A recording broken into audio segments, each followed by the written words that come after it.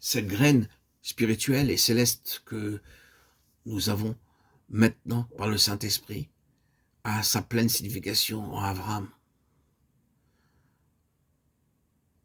Cette graine porte toutes les marques du céleste. C'est surnaturel. Par la naissance est impossible de manière naturelle.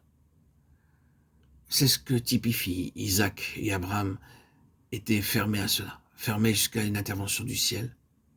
Cela ne peut pas avoir d'existence ni seulement une histoire, à moins que le ciel ne se reflète dans cela. Parfois, Dieu montre combien il agit de manière particulière, car pour nous aider à saisir l'aspect positif d'une chose, il permet que nous voyions un autre aspect négatif. Dieu ne permet pas sans raison qu'une chose fausse se perpétue, de même qu'une erreur et qu'un faux pas.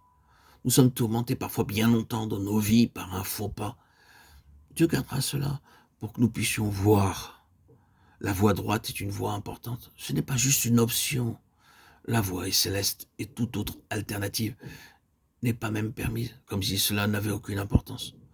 Nous découvrons que cela est important. Et il en était ainsi ici. Le ciel doit agir ainsi parce que c'est dans la voie céleste. Combien nous devons apprendre et apprendrons encore concernant ce principe. Il explique une grande partie de ce qui arrive dans nos vies. Dieu nous a pris en main. Nous avons par le Saint-Esprit la pleine signification d'Abraham. Nous avons notre Nouveau Testament, tout ce que le Nouveau Testament dit d'Abraham. Nous en avons la pleine révélation par l'apôtre Paul et nous sommes maintenant capables de le voir par notre Nouveau Testament.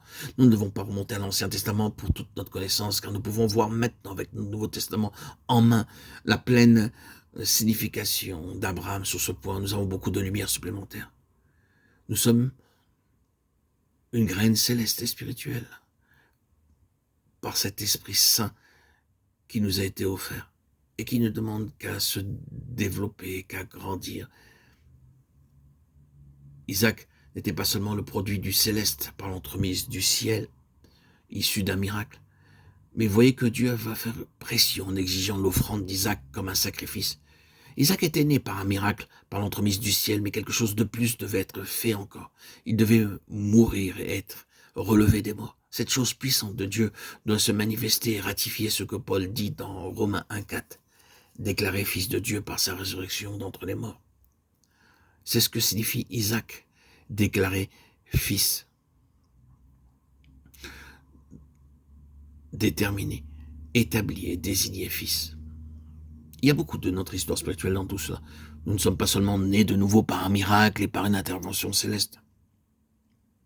Mais cela doit être confirmé tout au long de notre existence.